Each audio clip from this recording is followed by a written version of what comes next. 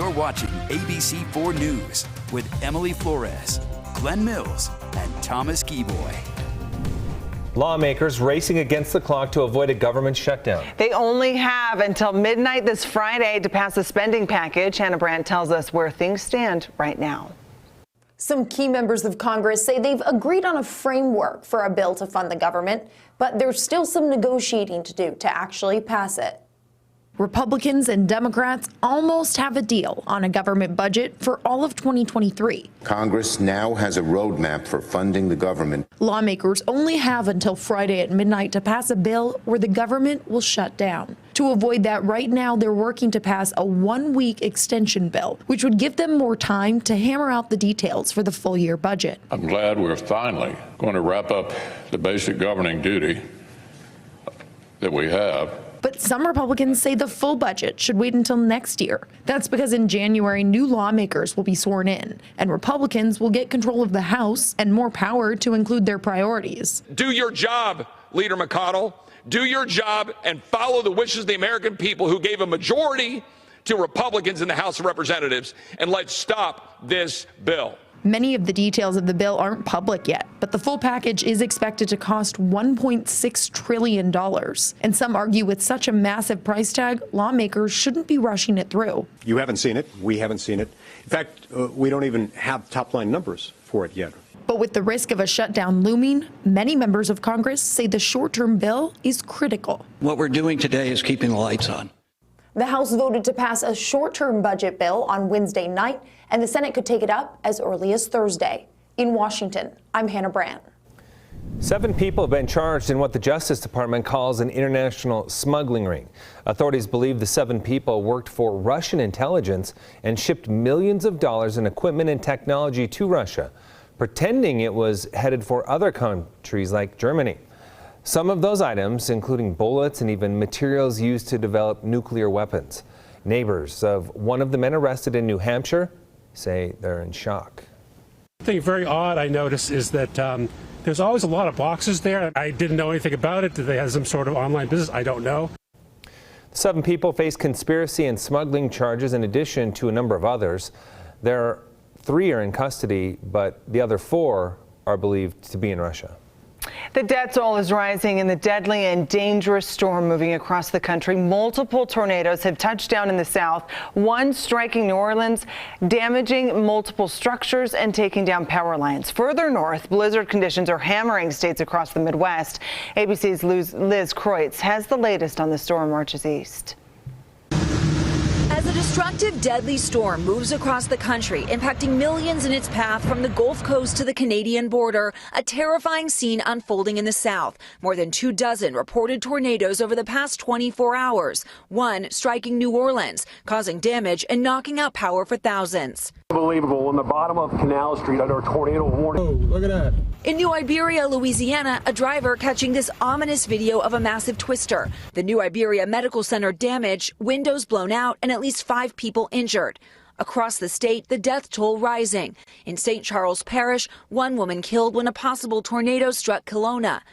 And in Keithville, rescue crews digging through the rubble, finding the bodies of Yoshiko Smith and her 8-year-old son Nicholas. His father, who was at work during the storm, led rescuers to the scene. 100 miles east in Farmerville, more widespread destruction. Patsy Andrews rode out the tornado in her home with her 4 children. Got in the tub, and we just got in the tub and we hugged each other. We just kept praying. The relentless system also bringing blinding blizzard conditions to the Midwest. ABC's Trevor Olt is in Duluth, Minnesota. We could get as much as 2 feet of snow here, and the winds are just biting. The storm now moving towards the northeast. Washington, D.C. to Boston, bracing for heavy rain and wind. Liz Kreutz, ABC News, Los Angeles. Time now for Utah's most accurate forecast with Thomas Keyboy. Weather rates certified 11 years in a row. And here we have just seen non-stop snow. Yes, and now the temperatures are going to plummet for us, right, Thomas? Yeah, so we got a weak disturbance moving in tonight, and then by tomorrow night, it's just going to be turning downright frigid across the Beehive State. But like you talked about, it was snowing, and it just didn't seem like it was going to stop snowing. Salt Lake City International Airport saw snow for 33.5 hours straight, and over a foot of snow at the airport. But when you have nonstop snow, you get excellent views like this. This was captured by Fatima Nawabi. Snowy snowy day at the U, looking absolutely beautiful there. And then H-Rock, that was covered in snow, almost completely covered in snow. This was sent by John Strait. And really, over the last few days, we have seen some great snow totals. We need all the water that we can get. So this is just a wonderful thing to talk about.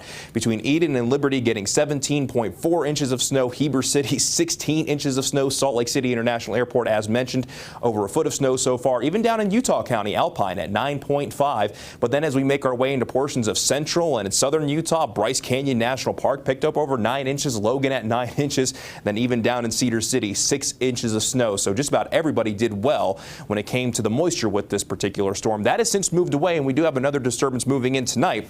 And we're already starting to see snow move into northwestern Utah.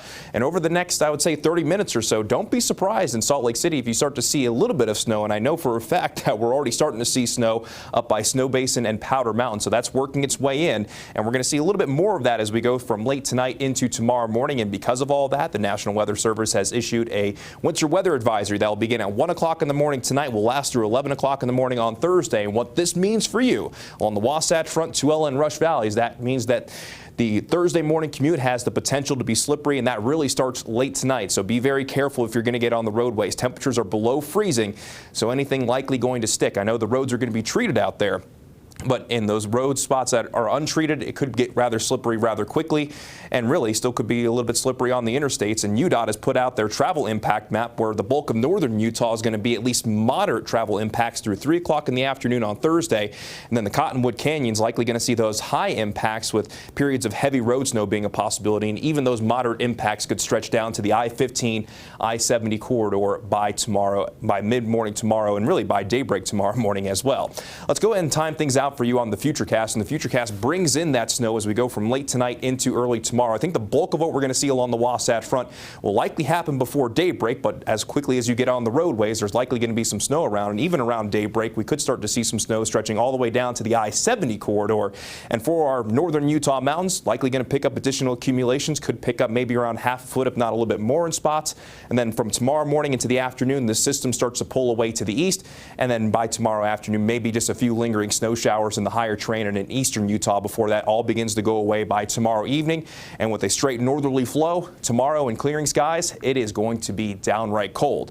Before I mentioned that we're already starting to see some snow around Snow Basin and Powder Mountain. This is a live view from Powder Mountain, and that snow is beginning to fall. So already starting to see some of that snow in the higher terrain in northern Utah, and those temperatures are definitely on the cold side. 22 in Logan, 30 in Ogden, 30 degrees in Salt Lake City, 28 degrees right now in Provo, and even St. George about to drop below freezing. So it's going to be chilly across the board. St. George even dropping into the 20s tonight, and then those daytime highs tomorrow going to be well below average, like when we're likely going to see those temperatures below freezing even for a daytime high in Salt Lake, even as our skies gradually begin to clear. In St. George, daytime highs in the low 40s all the way through Saturday, overnight lows in the 20s. There's even a chance St. George on Friday night could drop into the upper teens. That's cold for lower Washington County. Then along the Wasatch Front, snow showers mainly during the first half of the day tomorrow, gradual clearing in the afternoon. But from Thursday night into Friday morning, 15 degrees, and then Saturday morning, 12 degrees. It is going to be cold with those daytime highs in the 20s. So Jack Frost. Tell him I don't like that. Oh, he doesn't like that. A little hard to swing a golf club down in Washington County when it's that cold. It's so cold. Thank you so much, Thomas. We appreciate it.